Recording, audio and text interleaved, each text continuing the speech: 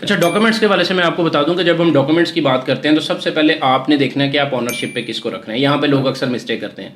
लोग जब कोई भी प्रॉपर्टी ले रहे होते हैं या वो नॉमिनी में अपने किसी फैमिली रिलेटिव को कर देते हैं या वो नॉमिनी में किसी दोस्त को कर देते हैं। सरकारी नॉमिनी का भी बता दीजिए। मैं बता दूं, सबसे पहले ये है कि आपकी एक ऑनरशिप होती है जिसमें आप खुद से ऑनर होते हैं, जिसको आप जो ऑनर है वो ऑल इन ऑल है, प्रॉपर्टी होल्ड उसी के नाम पे रहेगी। सेकंड एक ऑप्शन आती है नेक्स्ट ऑफ कीन के, अल्लाह ना करे किसी एक्सीडेंटल केस में आपके पास कोई सिचुएशन है तो कोई भी फैमिली फ्रेंड जोन में उस प्रॉपर्टी को दोबारा टेक केयर कर सके, सेकंड ओनर। ठीक है। अब हम आ जाते हैं कि लोग क्या मिस्टेक करते हैं कि ओनर की जगह पे ही वो अपने साथ या तो किसी को ऐड कर लेते हैं, जहां पे 2 ओनर भी हो सकते हैं, 3 ओनर भी हो सकते हैं। इसकी हमारे पास गुंजाइश अवेलेबल है रूल्स के अकॉर्डिंगली, लॉज के अकॉर्डिंगली।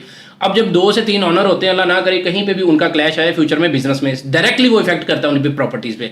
और प्रॉपर्टीज चाहते ना चाहते हुए उनको इक्वल शेयर्स पे डिवाइड करनी पड़ती हैं। बेशक वो पे उनके लेने की थी, दूसरे तो जस्ट डमी थे, लेकिन जब आपने उनको ऑनर की लाइन पे ऐड कर दिया तो वो बैठे बैठे आपकी प्रॉपर्टी के उतने परसेंट के इक्वल हो गए। लेट्स सपोज 2 बंदों के नाम पे थे तो आपकी प्रॉपर्टी 50% डिवाइड होगी, जो कि सबसे बड़ी मिस्टेक लोग करते हैं। नॉमिनी आप किसी को भी रखें, नॉमिनी को दोबारा प्रूफ करना पड़ता है क्लेम करने के लिए आफ्टर दैट कि आपके बाद वो ऑनर है, ये उसको प्रूफ करना पड़ता है। उसके लिए उसको कोर्ट में अप्लाई करना पड़ता है, फिर उसको उसकी रिट और डिग्री लेनी पड़ती है, फिर वो जाके प्रूव करता है कि मैं ऑनर हूं। सर नॉमिनी के बारे में बताइएगा। नॉमिनी क्या सिर्फ ब्लड रिलेशन ही हो सकता है या कोई अपना मतलब फ्रेंड भी हो सकता है? नॉमिनी जो है, नॉमिनी कोई भी दोस्त भी हो सकता है, आपकी फैमिली में भी हो सकता है, आउट ऑफ फैमिली भी हो सकता है। इसके लिए ब्लड रिलेशन का होना जरूरी नहीं है। कोई भी आपकी फैमिली में हो सकता है नॉमिनी, क्योंकि नॉमिनी की जो पावर है वो तब एक्टिव होगी जब आप अल्लाह ना करे किसी एक्सीडेंटल सिचुएशन में हो, फिर ऑनर वो बनेगा और उसके लिए उसको प्रॉपर कोर्ट से ऑर्डर लेने पड़ेंगे। ओके, एक तो ओनर हो गया, नॉमिनी हो गया, देन थर्ड पे डॉक्यूमेंटेशन। इसके बाद आपकी फिर जो है वो हमें आपका पोस्टल जो एड्रेस रिक्वायर्ड होता है, आपने ऑलवेज अपना पोस्टल एड्रेस ठीक देना। समटाइम लोगों का जो पोस्टल एड्रेस है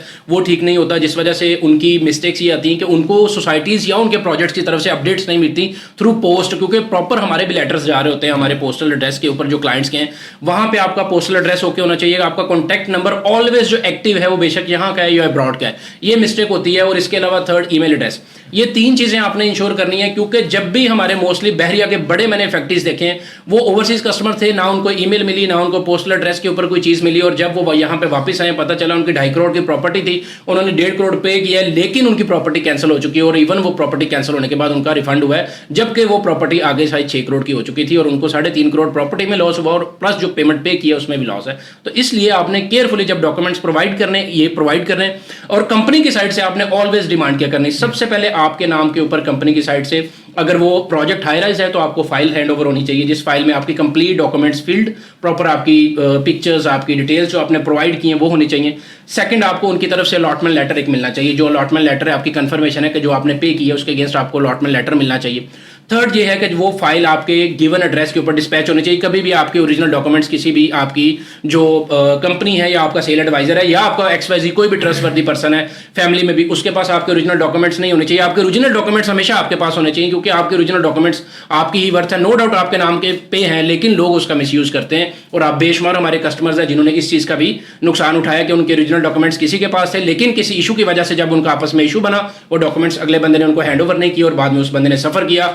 जब आप डुप्लीकेट डॉक्यूमेंट्स अप्लाई करते हैं, आपकी प्रॉपर्टी की वैल्यू सेम लाइक गाड़ी हाफ रह जाती है। तो इस वजह से हमेशा डॉक्यूमेंट्स के केस में केयर करें, और डेवलपर साइड से उसकी ऑथेंटिकेशन प्रॉपर डॉक्यूमेंट्स की प्रॉपर जब आपकी ट्रांजैक्शन हो जाए तो आपने CEO या सेल डायरेक्टर लेवल के बंदे से वेरिफिकेशन जरूर करनी है, आपकी बैंकिंग ट्रांजैक्शंस की आपने वेरिफिकेशन करनी है, अपने ओरिजिनल डॉक्यूमेंट्स की, प्लस उस सेल एडवाइजर की वेरिफिकेशन लाजमी करें, ताकि आपको पता हो कि आपने जो प्रोडक्ट बाय किया है वो प्रॉपर कंपनी ऑनर और कंपनी के थ्रू किया है, और प्लस उस कंपनी के ऑनर को इस चीज़ का नॉलेज है।